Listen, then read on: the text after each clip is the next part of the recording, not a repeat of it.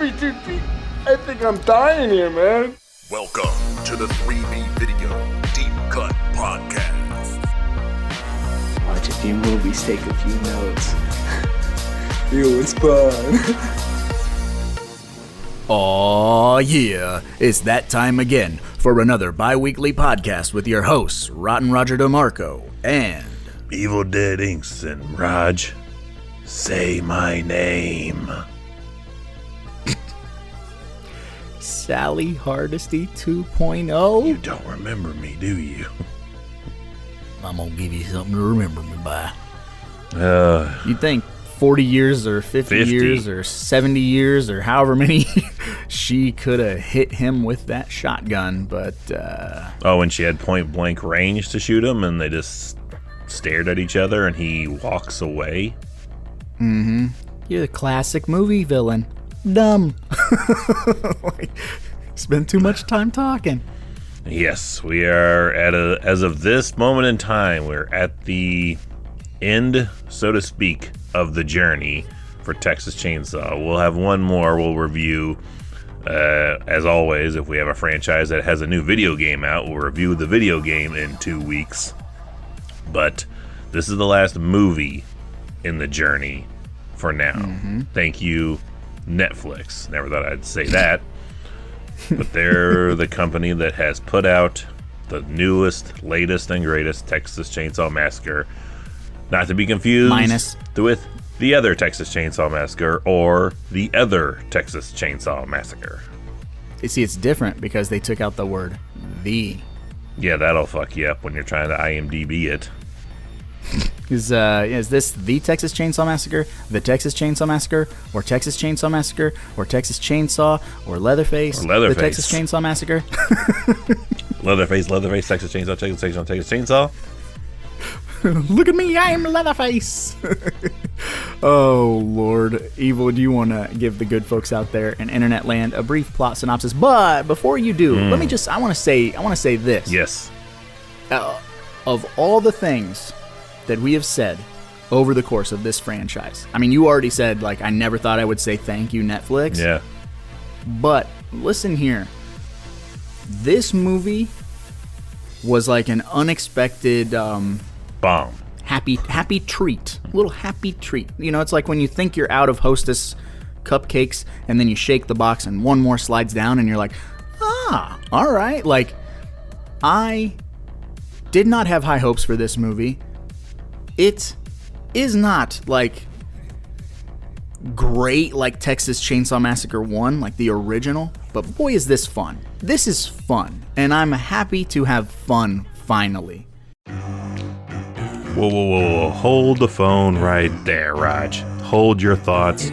We gotta take a pause for the cause and give kudos to our boys at Anchor.fm. They are one of the key support beams that allow us to make this awesome podcast you're listening to right now. You want to make your own podcast? Man, go for it. Anchor.fm. It's so easy, it's damn near criminal. Go do it. Have you seen Halloween 2018? Did you see Halloween Kills?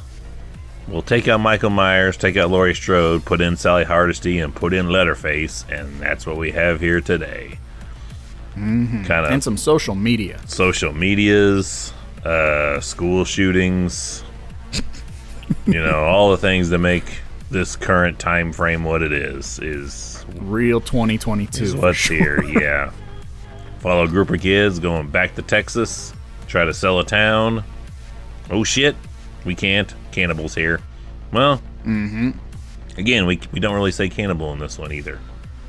No, we don't. But they finally did it. It took them 9 movies, but they finally did it. The family is down to 2, and it's Leatherface and his keeper, Ma, who is Ma from Sleepwalkers. And she kicks the bucket early and kicks off the entire movie, so to speak.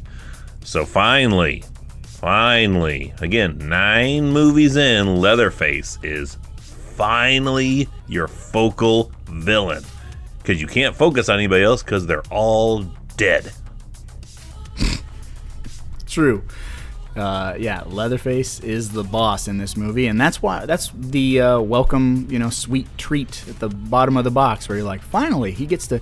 Although, dude's supposed to be like 80 and he's running full sprint. Sally Hardesty looks older than he does, and she's she's like a 20-something kid in the first movie. So by that, he should be like really using that chainsaw as a cane in this movie instead of moving as fast as he does. But yeah, Sally looks older than him. She looks a little rough. I don't know if that's makeup or if that's just an older woman. Age, real life age. Because sidebar, the real Sally Hardesty isn't alive anymore. She didn't make it to this. Marilyn Burns is gone. Long gone. And I don't think she'd have been able to do it even if she was still alive. Just not have that kind of mobility that this woman is supposed to have. And it's a real... I said Halloween 2018. It's real Halloween 2018. As in, she stayed in Texas, became a ranger, and the first time we see her again in this movie is she's like a retired ranger who takes the infamous ring phone call while she's slaughtering a pig. Got a bunch of bullet rounds laying around. So load up guns all dramatic in the smoke. May have more of a dramatic phone call reaction than Bart in Tremors 2 of like she just answers his phone in a butcher's like barn and doesn't say anything, just kind of like Hardesty, yeah, and a dramatic look away.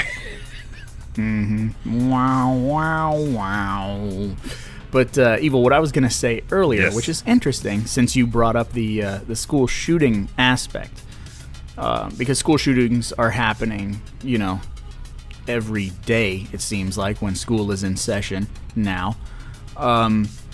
It's weird how the landscape of horror has changed. I was thinking about that, like, post-Columbine, there were movies that were altered or just shelved for years, horror movies that had something to do with school attacks or whatever. Scream movies...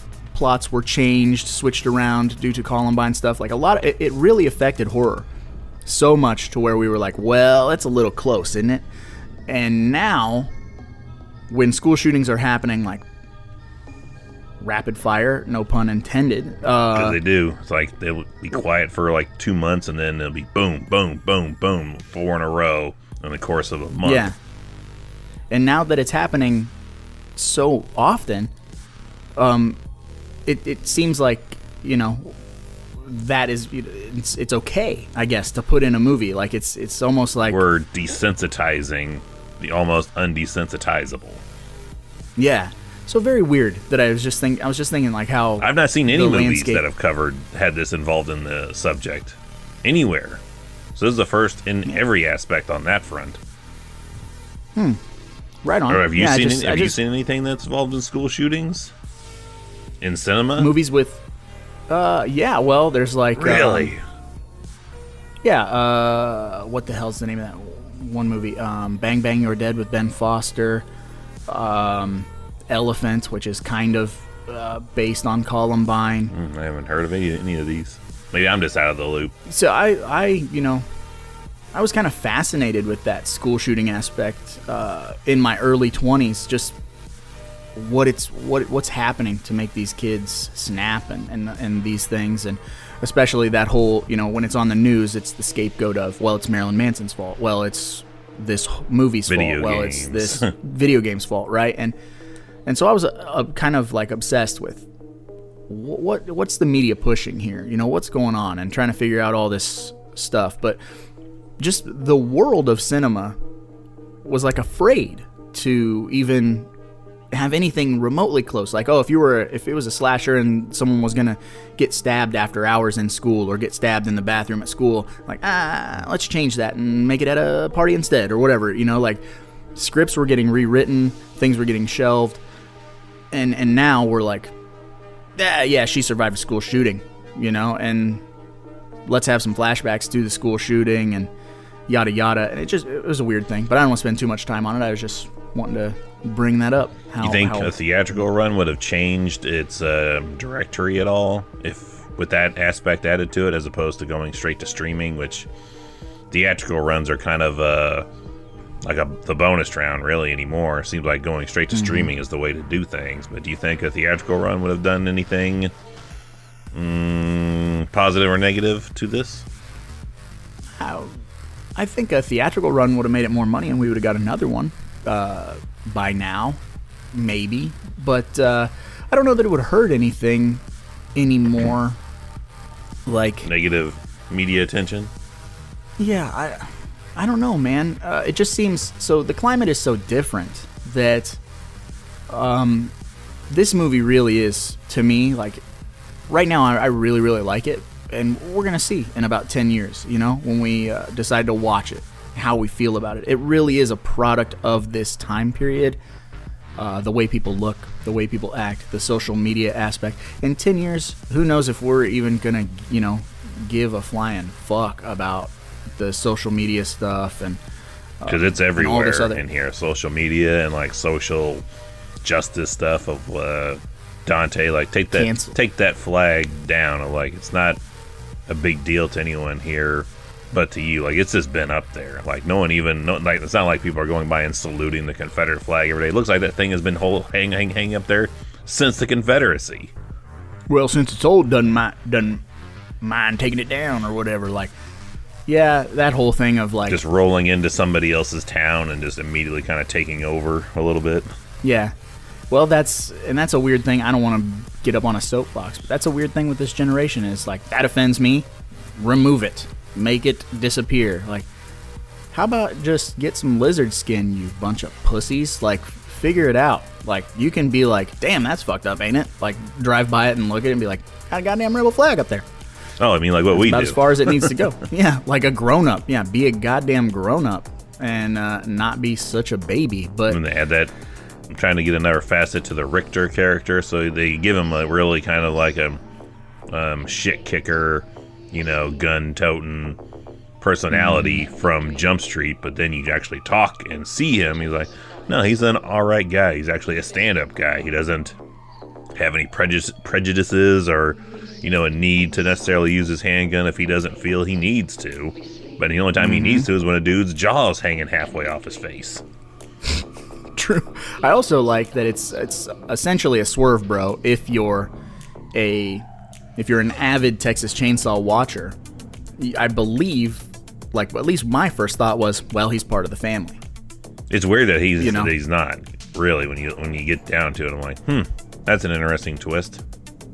Yeah, just because he's a dude who does mechanic work and town upkeep doesn't mean that he has to be a part of that family. So, like, we immediately go to all of our previous films and go, well, he's going to be like, haha, tie her up, eat her for dinner. He's Tex. Like, he's going to be that guy. And then he isn't. We subvert our expectations with that. And that's an interesting, little detour in this movie to just keep Leatherface the boss. How do you like the town? That's important. I'm going to say, how do you like the town setup? Because rewatching it, and I think it was on the rewatch I noticed, looking around at the town setup, they're trying to make this sales pitch to these, outside investors too. Like, man, I don't know if I've seen more of a set that looks like a set than the 89 Batman movie of this, like all these buildings connected to each other, like a main street that's just wall to wall in stuff. Like, that doesn't exactly say, dirt town to me.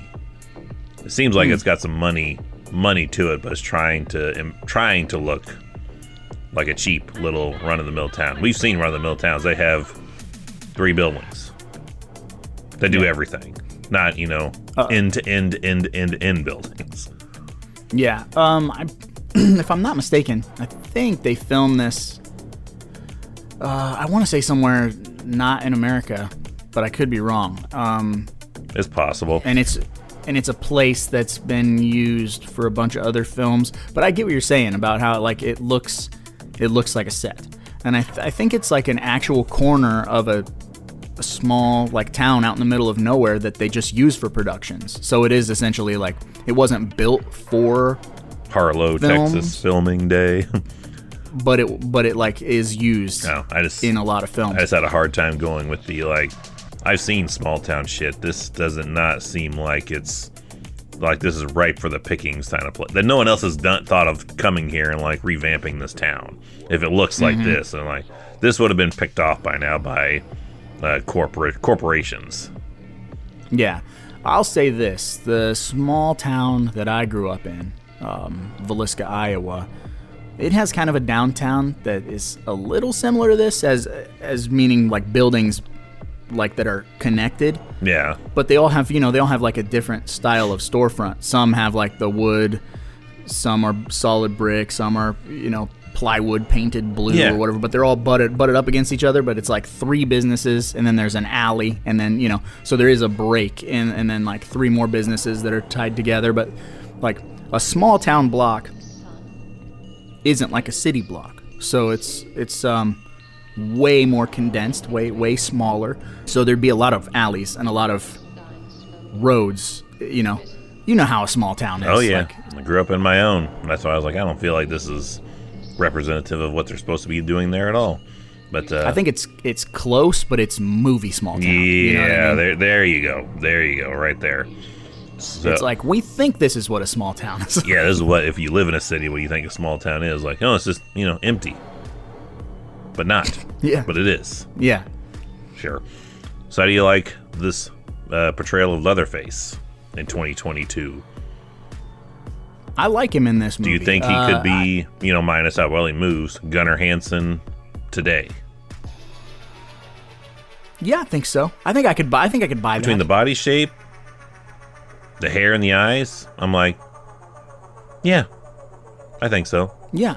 I think I could buy that, and I think, the biggest thing for me, the hardest sell, was when we originally started getting screenshots before it premiered, and, some websites like Bloody Disgusting, I think, did that reveal. There was that teaser trailer where he pops up out of the poppy fields. Still hilarious. And it is kind of silly, and that was where I was like, oh, man, I don't know about that face, dude, and... They explain it.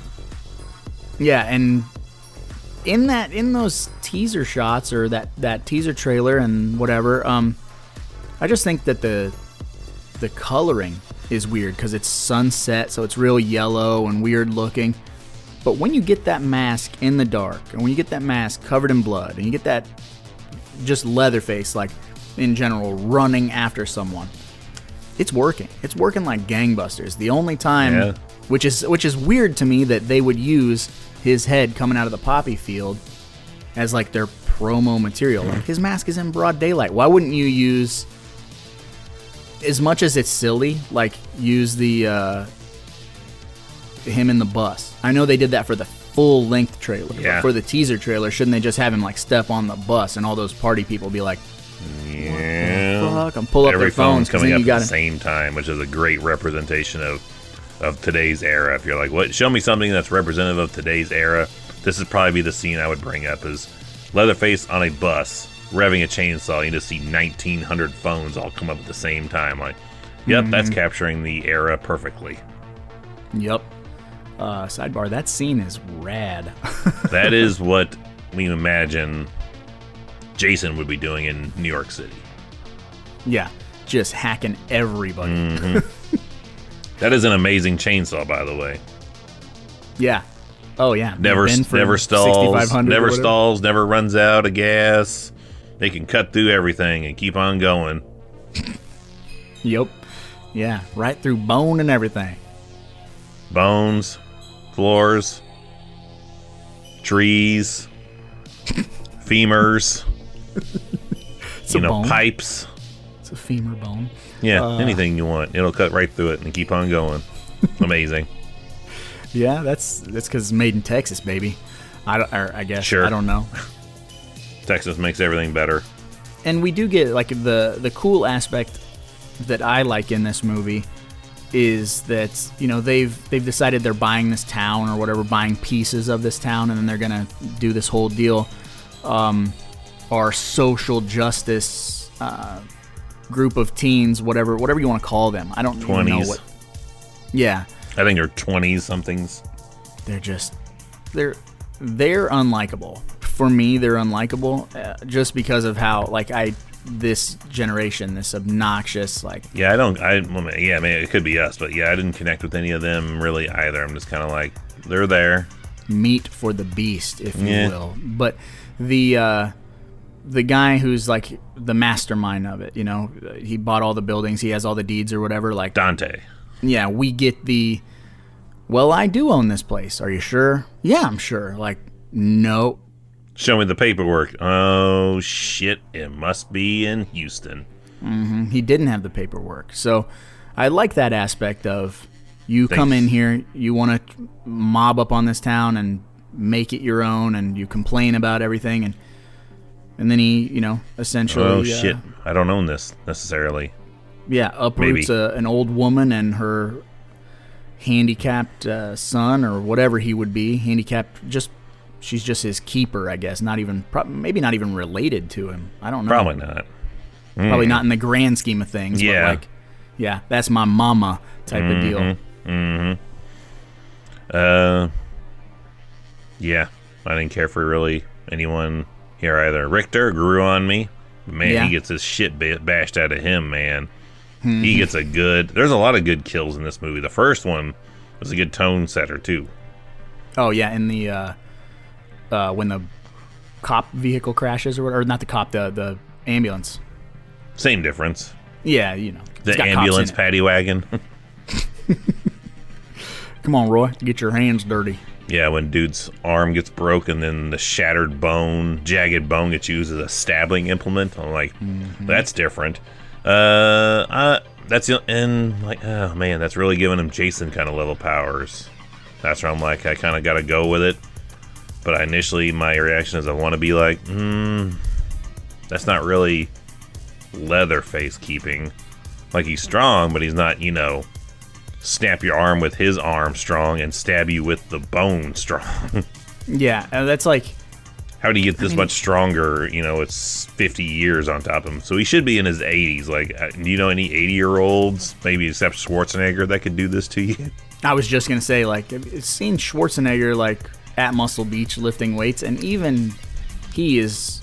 he's lifting way less weight, you know? But, like, I was going to say, would you even... If you put the Leatherface mask on Schwarzenegger, would you think that he could snap an arm? And, nah... I don't know.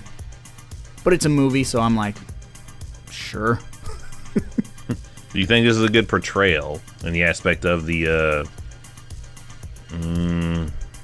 fear Gunnar would portray for people? Or you think it's more Myers-esque?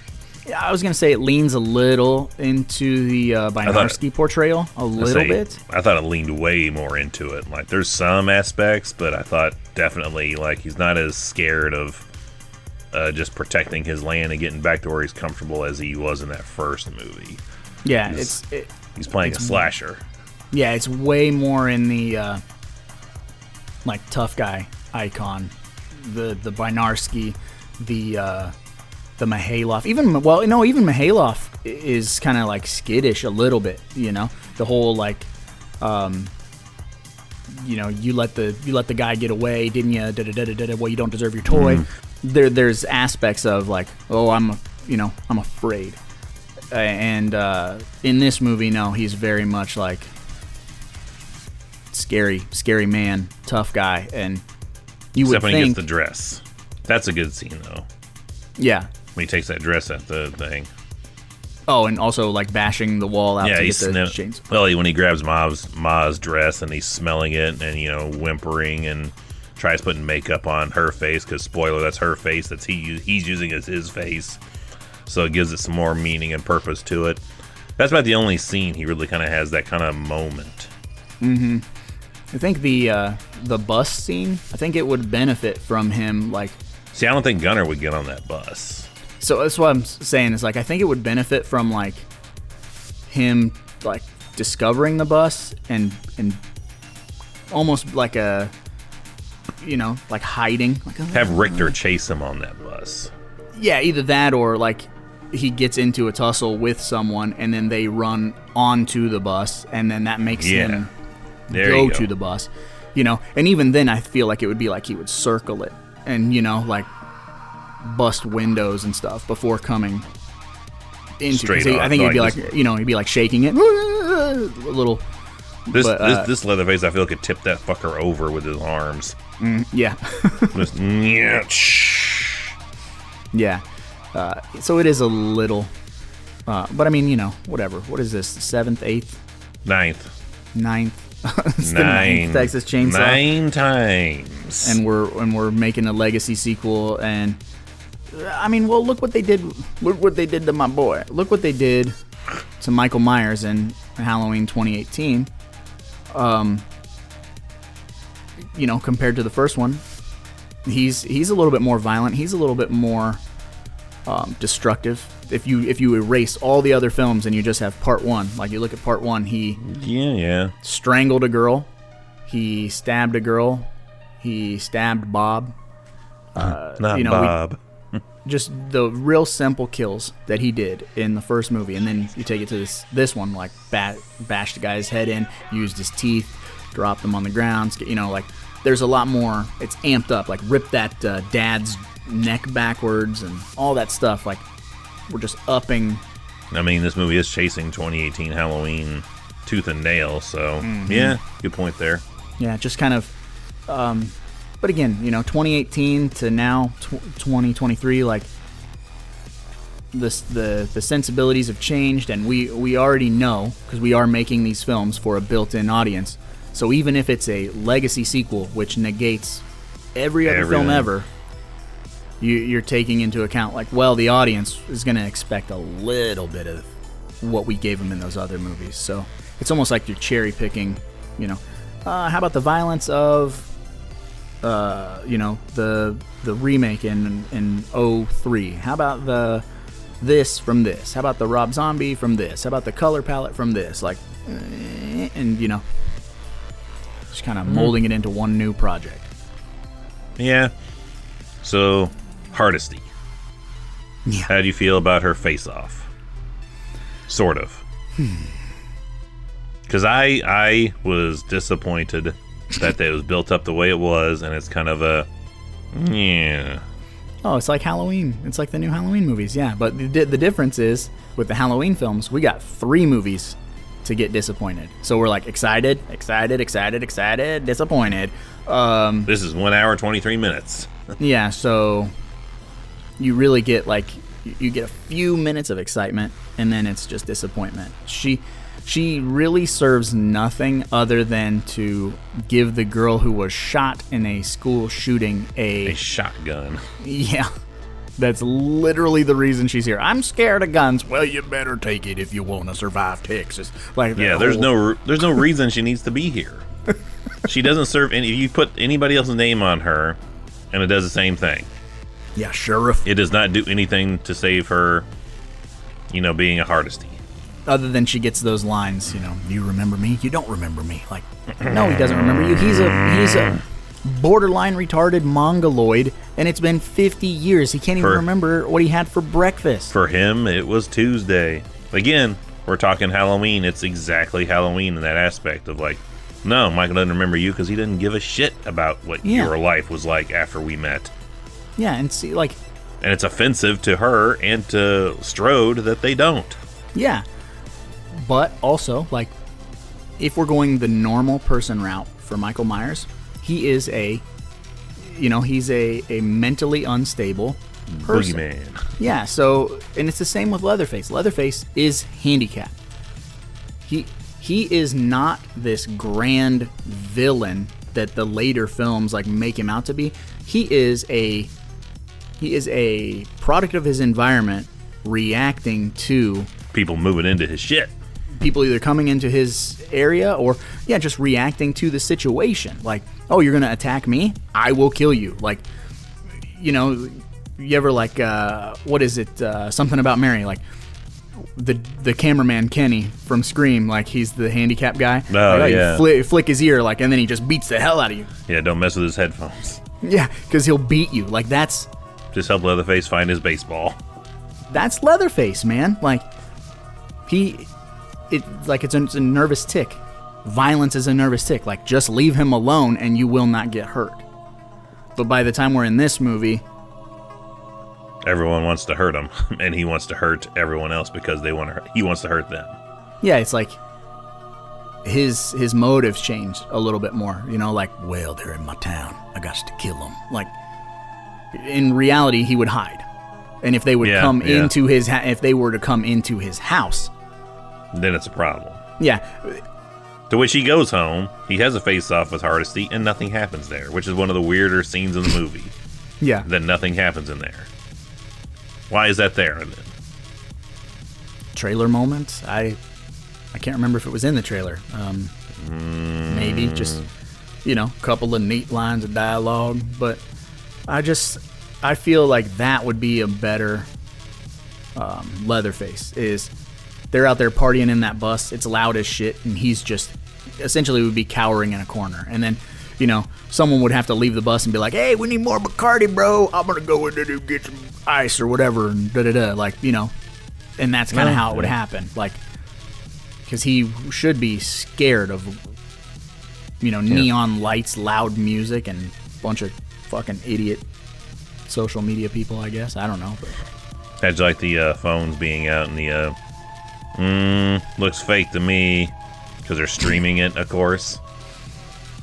well, you have to have that because it was 2022, but I was just like, how are they getting service out here? This seems like a place that would have no cell phone service anywhere in sight.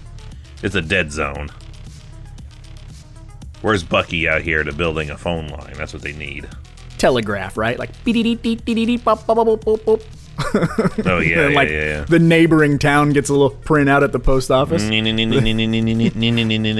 There's trouble in Barstow. Yeah, with chainsaw, come quick. Or Harlow. There's trouble in Harlow. Come quick, yes. The snowcat is out. Repeat, the snowcat is out. Well, I think maybe we should get him to a hospital. Maybe we should get him to the hospital as soon as possible. Stay tuned for our Shining retrospective coming soon. Please, God. We just need like a whole month to talk about The Shining, because spoiler alert for anyone new, I think that movie's a masterclass, and I can talk about that movie every single day for the rest of my life. I love that movie. Interesting. Yes. And Dr. Sleep is fire, too, for anyone who doesn't like it. You can suck my butt. Graphic. Yep. But speaking of graphic, the kills. Again, how did you feel about them in general? I really, really like them. There's only a couple of aspects where you're like, well, that was like, you know, a little, it was adjusted with CG. Richter gets like a slight CG tweak on one of the blows or two of the blows that happened to him, but like, it's good stuff. It's really good stuff, especially the glass. The whole glass thing with Richter. Oh yeah, that was good. How he just kind of goes, rubs it and then just collapses. I like waiting for violence to happen. You know, when it's a slow. There's so much more tension involved instead of like ring, just got chainsawed, done. Like, oh yeah, the struggle, the fight. Not that it's a horror movie, but Saving Private Ryan. I've never seen that. You've never seen that? Dude, there's an excellent scene. I know. Shame me, but I've never seen it. I'll send you the scene, but there's an excellent scene where one of the soldiers is like, he's bunkered upstairs in this building, and he's shooting out of this hole in the wall. And he's got this other guy that's with him that has ammo that's downstairs. And every time he yells for the ammo guy's supposed to bring him up ammo. But the problem is, the dude with the ammo is a total puss, and he's terrified. So he won't come when the guy's yelling for ammo. And then the guy with the ammo is hiding in the corner, and he watches a Nazi run up the steps and go into the room where his buddy is. And he can hear them fighting. They're struggling, and his buddy's yelling for him, hey, help. And he's so scared he won't go up the steps. And we keep cutting back to them. They're fighting. They're struggling. You know, they're biting each other. They're hitting each other. And then the American soldier pulls out a knife and is trying to stab this Nazi with it, and then the Nazi turns the knife around, and it's just the knife is slowly getting closer and closer to the guy's chest, and he's like, no, trying to fight, and then give like one last good burst of energy to try and take it away, but then the knife just comes in like inch by inch by inch, and the guy's like, and it's so good, and I'm like, that's horror needs that. Like, horror needs death to hurt. Sometimes fun kills, because we like our violence to not be super real, but every once in a while you want violence on screen to be like, wow, if it's a character you really like, you want adds feeling, adds emotion. Yeah, you want to be like, whoa, man, why did he get it so hard? Like, as opposed to just getting thumped in the head with a hammer or something, Oh yeah. But yeah, I'll send you that scene, man. You're a big war movie guy. I think you would really, really like it. But I dabble. Yeah, a little band of brothers here and there. Oh yeah, heavy shit. Good shit. So we talked about some of the characters. The main two, the two sisters. Yeah, we didn't really get too much into them, but yeah. Melody and Lila? I can't think of their names. Is it Lila? I think Lila. The school shooting one is Lila. The one that I keep referring to as Pat the movie. Yeah. Just because her hair is super poofy, curly, and she has glasses for a hot minute, and I just think it's Pat. From It's Pat. Are you the guys on the beach who hate everything? Is it weird? I think she looks a little better when she's covered with the shit because she's underneath the house. The chainsaw is chasing after her, and it cuts of course, it's strong enough to cut through a pipeline that is clearly the shit tank. Boy, and it's a lot of boom boom too. Yeah, it's a lot of leather shits. No, I think because her hair is super stupid. I hate her hair, so when she's covered in all the boom boom, yeah, you don't have all that broccoli head thing.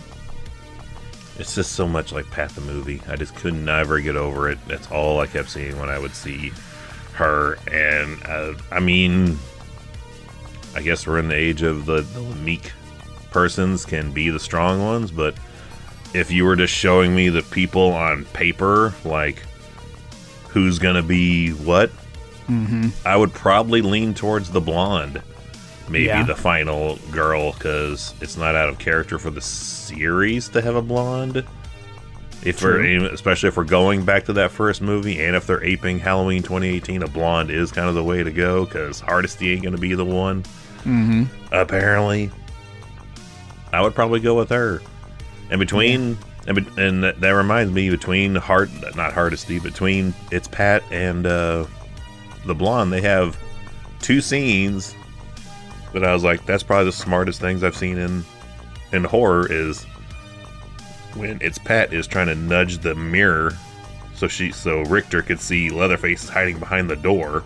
And the shot where the blonde is in the car after the accident and fakes still being dead to fool Leatherface.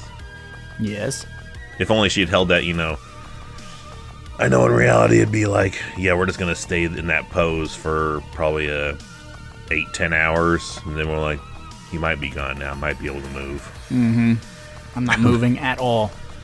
But I was like, those are interesting, like, smart decisions made. And even Richter's like last gasp, but like he sees It's Pat, Melody underneath the bed hiding for forever on end.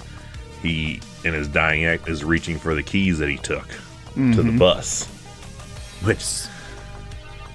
But that counteracts the other two bits of, I don't know what stops the bus.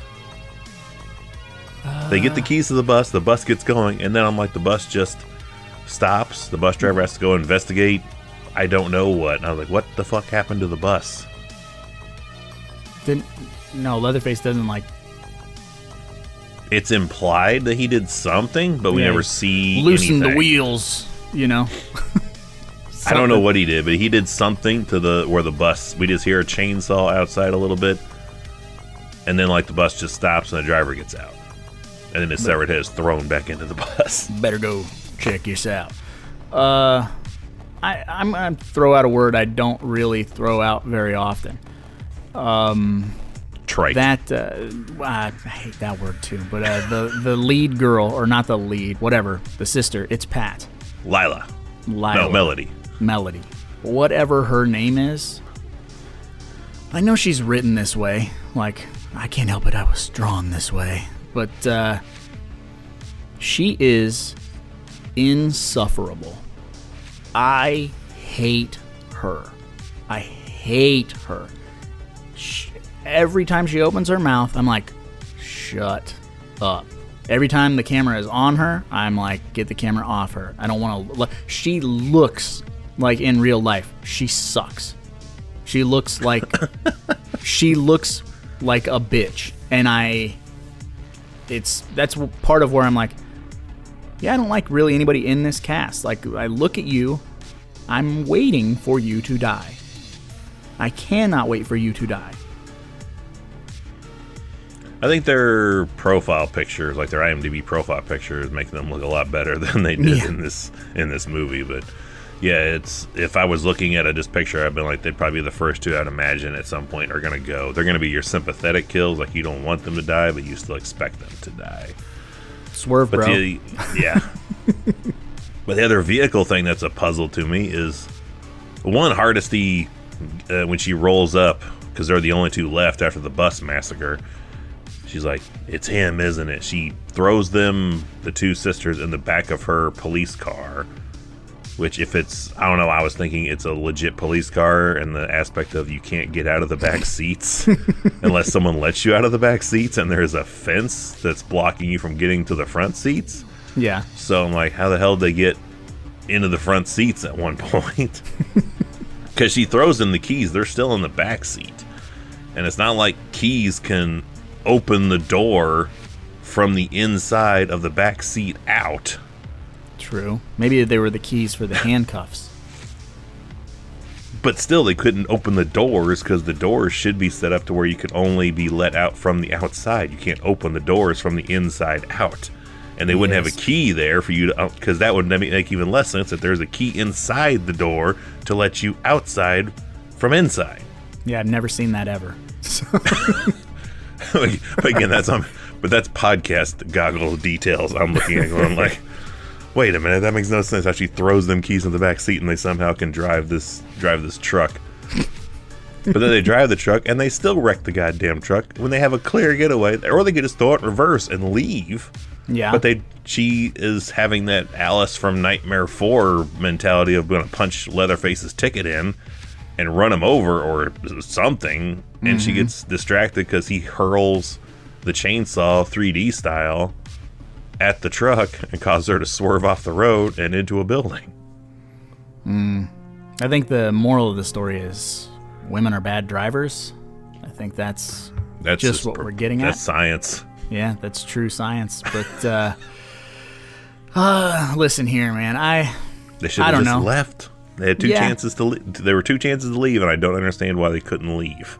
I don't know, because we need to, the movie is too short. And it still never hits an hour and a half. So no, it's 1 hour 23 minutes. Like, it's like, it makes me feel better and better about Tapehead just making it to an hour 20. I was like, this is 3 minutes longer, and that is clearly the credits. The other thing is the end of the movie where we get to the self-driving car. We just program in home and we're gonna autopilot. Yeah. I'm like, again, definitely where I wished cars would be when I was younger. Like, oh, I hope they're like Time Cop cars where I can just tell it where to go and I can just sit back and relax and not have to actually drive. Yeah, and we do have that technology, kind of. That's a real thing. We have these cars that self-drive, but again, I don't know anything about autopilot cars. Again, does that need an internet connection at all to establish that? And if so, how is it getting it in the middle of this Harlow, Texas town? I don't know. I think maybe they have like hotspots or something. I don't know. We should probably ask Jake Busey. But does Jake Busey live out in Boonies, Texas, or something. He just has a Tesla. Which he has a Tesla? When I had that lunch with him, that dinner with him, whatever it was, brunch, and he was talking about his problems of their house is so big that their router doesn't provide his Tesla with internet connection in his garage. Like where his router is so far away from his garage that like he couldn't unlock his doors. And his wife had called and was like, I can't get the card to blah blah blah. And like he's like, man, and was just complaining about it for like 20 minutes. And I'm like, I know what you mean, man. Whenever my internet doesn't connect to my Tesla, ooh, boy, like, what the hell kind of problem is that? I just like, oh yeah, I had to buy groceries last week overpaying the internet, so yeah, I don't have. I know internet exactly. right I know exactly how you feel. Jake Busey. Again, you can totally can tie a Always Sunny moment to that there of the last episode of this last season they did is entirely about a dude battling against the elements of it has an app now, just use the app. Like he rents a electric car. He's like, where's the key? He's like, your phone is the key. You have to download the app so then you can get into your car. So then he's dealing with that, and he's like, I'm going to buy me a tea from a tea shop. And then they're like, all right, how do I buy this tea? He's like, you got to download the app. There's 2 apps today. Like, how about I just give you cash? The machine doesn't let us take cash. Don't take cash. It's just a whole episode of, like, us going against this changing generation of accepting, like, we had keys for a millennia. Seemed to work fine, but now I got to use this phone. And now the phone's not connected to the car. Because my router's too small to fit in my house to reach the Tesla. Why won't you talk to each other? I have a little whiny problem like that in my real life because we have our new vehicle. And when I say new, it's a 2013, but it's got the ability to use Bluetooth, which is fancy to me. So I'm like, cool. I'll just turn my Bluetooth on my phone. And then set this to Bluetooth, and then I can listen to my music.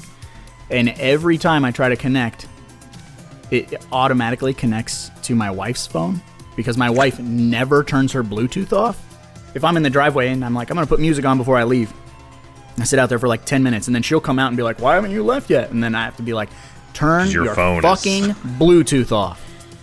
Turn your motherfucking Bluetooth off. So I can turn my music on, so I can leave my driveway. Like, my car. My car wants to connect to your phone because you don't disconnect your. She just gets out of the car when she's done driving it and like brings in her groceries or whatever and carries her phone and never closes YouTube, never turns her Bluetooth off. So if I get in the car, let's say it's 6 hours after she's been home, I get in the car, I turn the car on. The car will go boop, connected to iPhone, and then it just starts playing whatever is on her YouTube at the moment. Because she never closes it; she just minimizes it. So YouTube she's always like, I don't know why my phone's always dead. I'm like, you have 19 apps open, connected to Bluetooth, running 24 hours a day.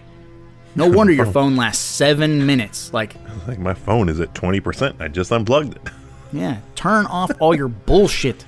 That's my rant. That's my technology rant. Sorry.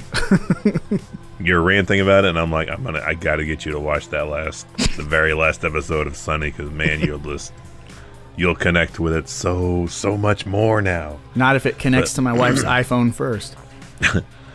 But yeah, we have our big shock ending, which I don't know how you felt about it. I was surprised. I wasn't expecting it, but I was not. I thought the final like kill shot to Leatherface was kind of lackluster, but I mean it makes sense in the aspect of he's gonna immediately come back here and grab its Pat out the passenger side door, and then within seconds chainsaw her entire head off. Mm-hmm. You're talking about when he gets the chainsaw uppercut?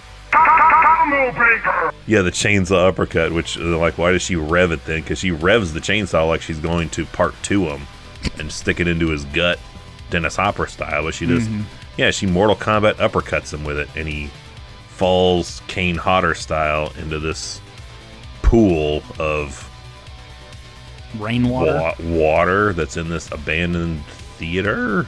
Yeah, it's just, I don't know. After, of course, he runs like a track star and tackles her into it. He's moving faster in his late 80s than I've moved in the last 20 years. I do like that whole little final showdown. I don't know how I feel about that uppercut though. It's a little silly, but yeah, I mean, like you said, if he's gonna get right back up, then it works. So he does take a couple of shotgun blasts, like shoulder, like wing him in the shoulder, deflect it. You caught the buckshot in your hands. That's what I'm telling you. Yep. It's fun. It's fine. It's nice to see him get shot, though. I will say that. He got shot like 3 times in the back of the shoulder, the front of the shoulder, and the other side of the shoulder. Yeah, it's that's our old man logic. Whenever we're watching these movies and they're like, "Oh, he can't be killed. These guys can't be killed," and we're like, they can. He's human. Literally, just shoot them. And so Michael Myers getting shot in 2018, and then also getting shot at the end of Kills when they're doing the whole bully beatdown session. The mob attack. I like seeing a villain get shot. I don't know what it is. It seems like a no-brainer. It seems like that should happen more often than not. But if you go back and look at the Friday the 13th movies, he didn't start getting shot until he was undead. And it's like, why didn't someone just fucking shoot him in part 4? How much cooler would that have been if someone had shot him and he was like, "Oh fuck," and then he kept coming. Like Indiana Jones style, like he's coming at them with the harpoon gun. Just pull out a little pistol. Yeah, like the way you die, boy. It's cool when they do that in Friday the 13th, 2009. The cop goes to shoot at him, or they shoot at him. I can't remember. They don't hit him, I don't think, but they shoot at him. But I like the idea of shooting those guys. I don't know what it is. Just guns. You would think it's probably a no-brainer. Because we never see it, and it should work. And by their own logic, it should work because he is just human. He's not Fred Krueger. He's not, a ghost or an entity. Yeah. He's just a guy. So a gun will put anybody down. Psychos don't explode when sunlight hits them. I don't give a fuck how crazy they are. I don't give a fuck how crazy Leatherface is. You shoot him with a shotgun, he will go down. Yes. And so, yeah, he takes a couple of good shots, man. And again, that feels good. It's gratifying, right? Yeah, you're fucking him up. And that's the gun stuff. And then, you got to deliver the final death blow, air quotes, with the chainsaw because it's his weapon of mass destruction. Finish him. Yeah. And the uppercut, a little wonky, but again, he can come back from that. He could not come back. Say, if they cut his arm off, then they'd be fucked. Or stick it in his gut, like in part 2, and how are we going to get to 3? Yeah, or chainsaw him straight down the head and split his head open. He can't come back. But yeah, uppercut him, and then... You could probably literally put that Street Fighter sound effect to that uppercut, just combo. This movie could definitely benefit from some video game sound effects, but it's a good stinger ending because we get Pat's head cut off and eye contact made from her severed head to her sister, who's just sticking out of the sunroof. Which I thought that was a good misdirect because they open the sunroof before they go. So if anything's going to happen, you think it's going to happen above, not through the side window. Mm-hmm. But you just get her as the car is driving itself away. at breakneck speeds. 12 miles an hour. 88 miles per hour. It's good to know that in this dirt town of Harlow, Texas, that the internet's strong enough that the car recognizes proper speed etiquette. Yeah. This is the vehicle's top speed. Leatherface can get out and run faster than this. He can get out and run faster than this, which he shouldn't be able to, but somehow he does. It would be, so here's how I like that ending, but you know how we have in the original, he chases after the truck and he swings and then he gets pissed off. So yeah, he should just walks. Chase after that Tesla, and then it starts to pick up speed, and then, and then he's But then he T1000. He leaps onto the back of the bumper and is just climbing his way up it. He uses the chainsaw to like stick into the trunk, revs it, and it pulls him up. Then she just leans back and puts Ash style a shotgun over her shoulder that's still in the car for reasons and shoots him. And he flies off, but the chainsaw stays stuck in the trunk. There it is. Not the chainsaw, but the blade stays. Like it pops off of the saw. So then she's got to lean back and pull the saw chain off and throw it. And then we see his feet walk up to what's left of the saw. Melds back into his foot. See, or he just puts he puts this chainsaw down, and the saw just reattaches to the chain immediately. Yeah, see, hire us, Hollywood. We'll just make derivative. Like you just did the Terminator 2 scene for the ending of this movie. Yeah, like, cool, huh? You're like, you're right. We're signing you on for the immediate sequel. Write us. Either that, or we're never hiring you again. We'll wait till the returns come in. See, there's a difference between fan service and just making ourselves smile, and I think that's where we just want to make ourselves happy. But I have weird confidence that I think the stuff that we would find funny would be universal. At least enough that it'd be like, that was a good idea. Yep, and then we'll be in charge of the next Texas Chainsaw Massacre, which, oddly enough, like I said, we haven't had another one. We haven't had any rumblings of another one, and it's only been a year. Yeah, and I feel like people didn't hate this one. I know I don't hate this one, so I'm kind of like, I don't hate this one, but well, where do you rank it then? If you're ranking like is it in your top?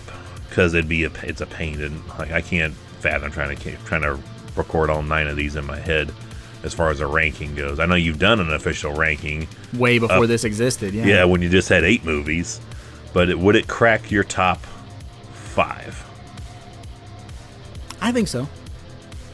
And to be honest with you, after rewatching this franchise, which we always talk fondly of, we like these movies, but and I think there's a little bit of rose-colored glasses for certain entries. But then, rewatching it, I'm going, oh, yeah, I don't really care a great deal for that one, or oh, yeah, that one is still really bad, or whatever. So this I'd probably put it at 3rd. Like if I'm thinking in my head, I'm like 3, 1, and then 9. Yeah, and I think also is because this one still has that new car smell, right? This one is still new to us, so every new viewing it's not like our 40th or whatever. It's still kind of got that fun, fresh, new feel to it.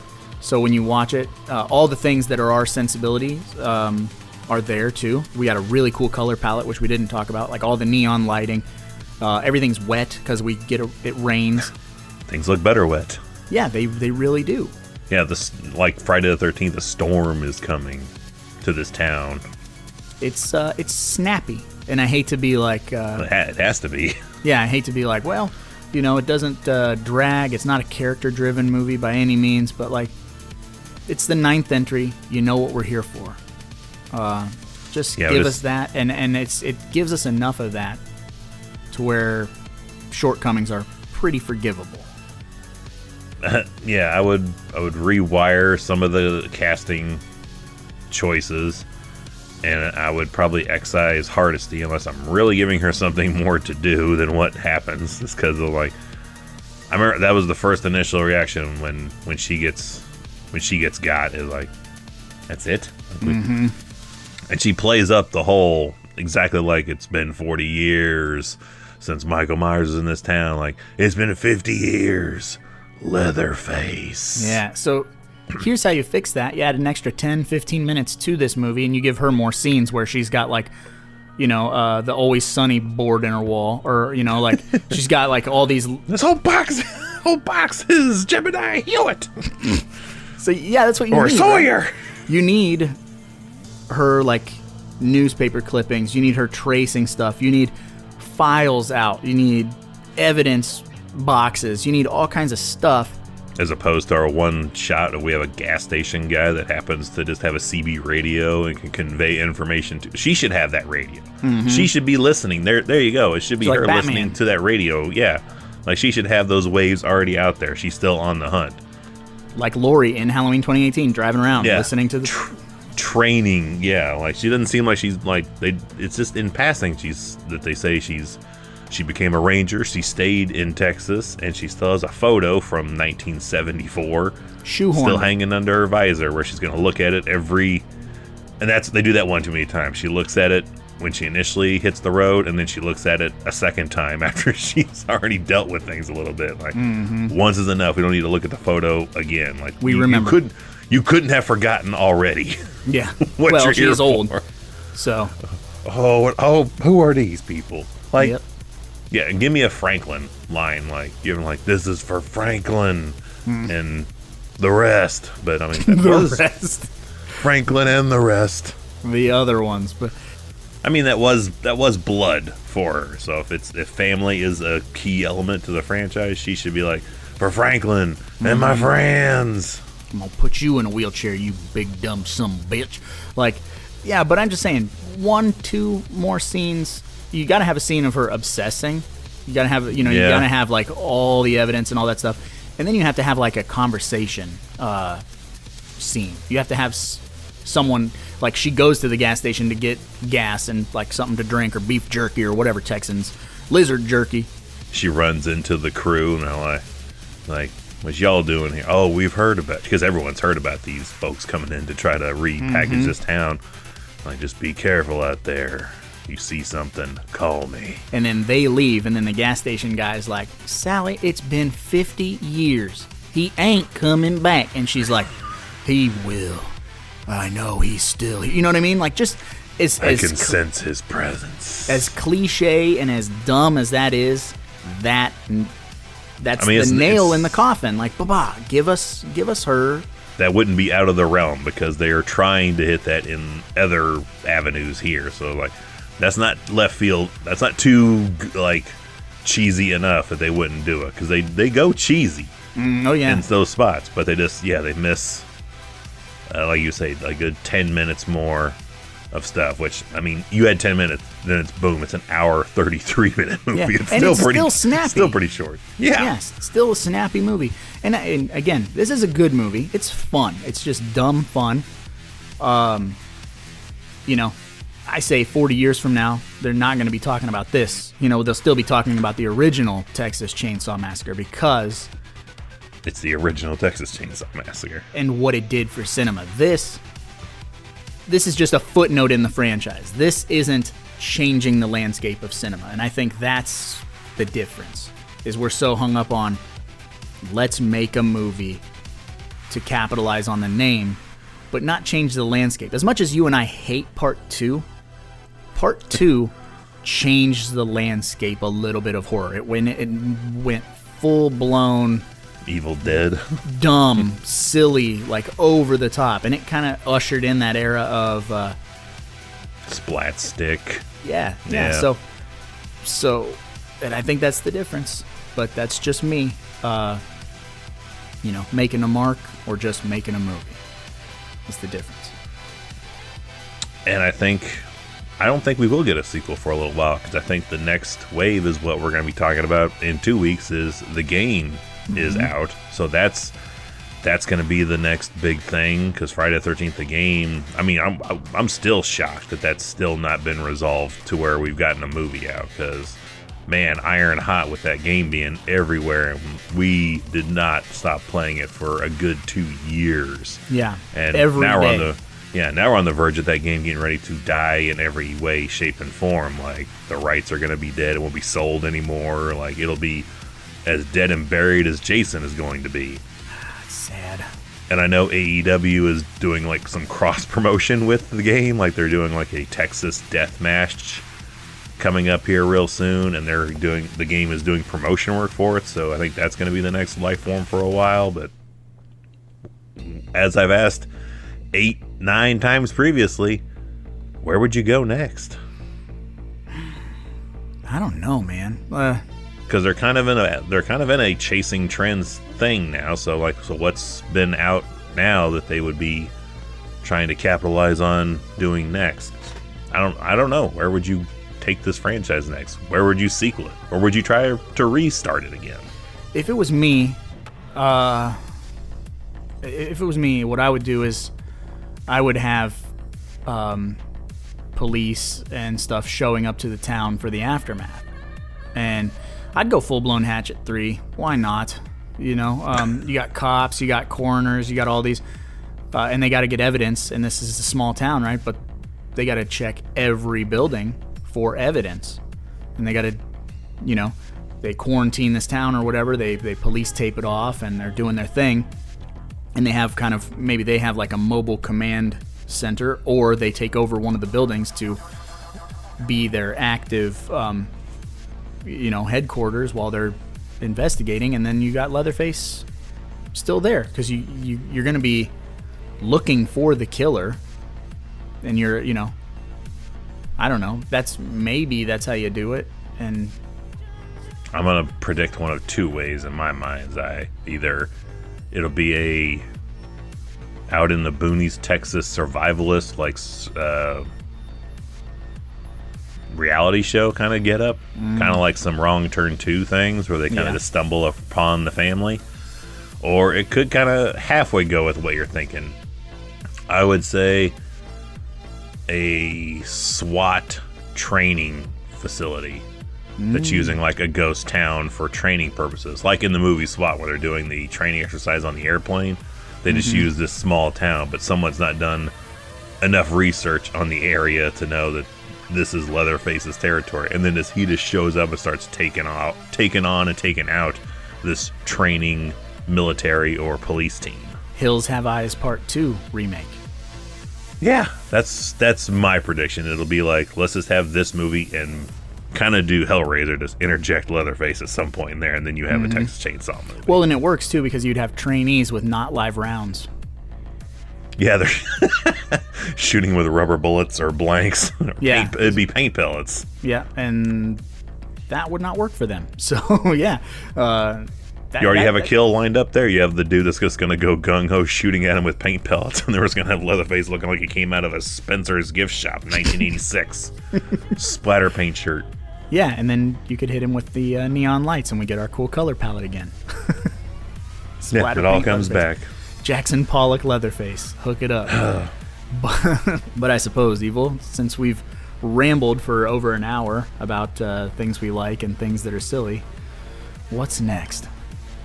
It's time to talk to folks who didn't like this movie. Not one damn bit. It's time for the Amazon Uno Star Reviews.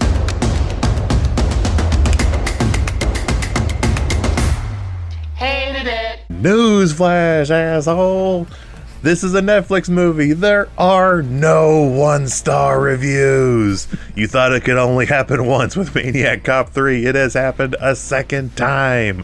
Leatherface, Texas Chainsaw Massacre 2022 has no 1 stars because it's not actually released. I suppose that leads us into our fun little story. So we'll use our 1-star review for this story. So to preface this, let me just go ahead and say this. Evil and I, very, very much against bootlegging, thievery. We are not those types of people. We believe in giving the filmmakers their money for their projects.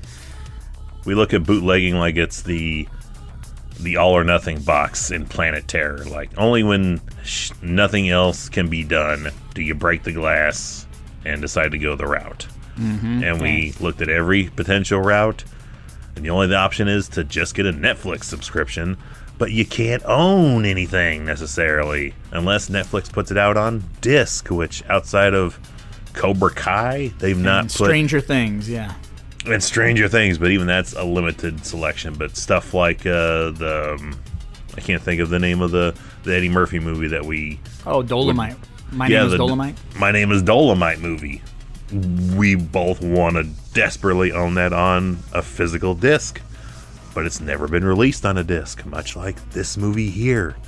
So heaven help if they ever decide to finally put out a box set of all these movies.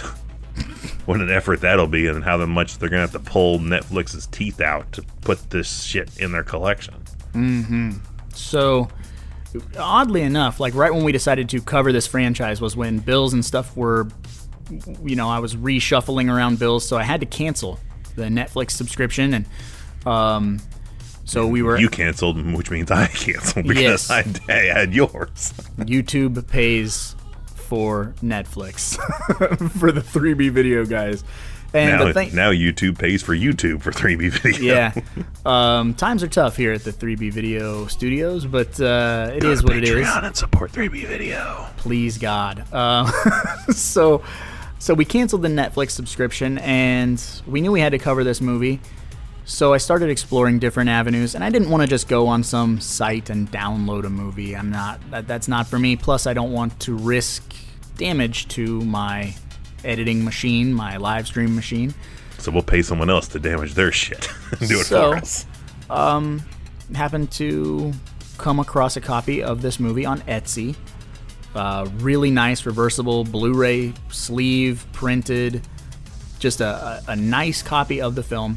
And it was real top notch. $5 a piece. And, so I said, well, what's the worst that could happen? I'm out $10 if I'm getting ripped off. So order these 2 copies, and like a month goes by, not here. 2 months. 2 months goes by, not here. So finally I email the seller. I'm like, hey, what's going on? They're from Brazil, so there's that. But apparently they had mailed our stuff out, mailed a bunch of orders out, and like a FedEx truck or whatever truck was carrying all of these packages got pulled over, hijacked, and robbed by a bunch of package pirates. Highway pirates. Which you would have thought that the pirated movies would get pirated by pirates. Oh, that's just pure irony in its purest form. But that just tickled me to no end that, it delayed us getting this movie a little bit longer. But of two minds, I'm like, so something costs $10 that's coming from Brazil, while some shit I'm trying to buy in the States wants $40 to send it across. This is coming from another goddamn part of the world. Mm-hmm. And second, I'm picturing these pirates high-fiving, having a beer, all right, let's see the spoils of our piratry. Texas Chainsaw Massacre. Let's see what else we got. Another Texas Chainsaw Massacre. Son of a bitch. So eventually we got some bad intel. We did get our copies. They work beautifully. And again, if Netflix ever puts this out on Blu-ray, we'll buy it. I'll buy it, and I'll spend the $20 or however many dollaroonies they want to charge for it. But right now we have our copies, and they do just fine. But it's only when we're forced, much like Freddy's Nightmares. If you just put that shit out, both of us will begrudgingly pay pretty much whatever price tag you want to throw on it to own it. And that may be the only thing I buy where I'm not super enthused about everything on it, but I have to fucking have that. And I'll stop buying terrible bootlegs from people. Well, the boots you got for that were fine, except mine just doesn't work on my stuff. That's how our lives are going. But yeah, we'll pay the legit price for things when you actually just put them in legit setups. But that's not in Netflix's best interest. Their best interest is to jack up their streaming services and keep it on there and take it away whenever they want to, as opposed to you having that power. That's not benefiting them in any way. Then they only get that $20 from you once. Yeah, and that's not their business model. Yeah, they're like Rent-A-Center. You mean you rented this couch for 20 years, so you paid $10,000 for a couch you didn't own?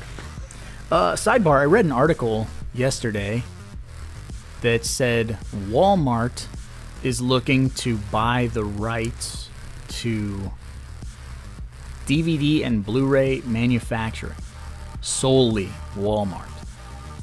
I mean, they've probably got enough money to do it. So I don't know what that's going to entail, because there's still places that you and I shop that will have movies, but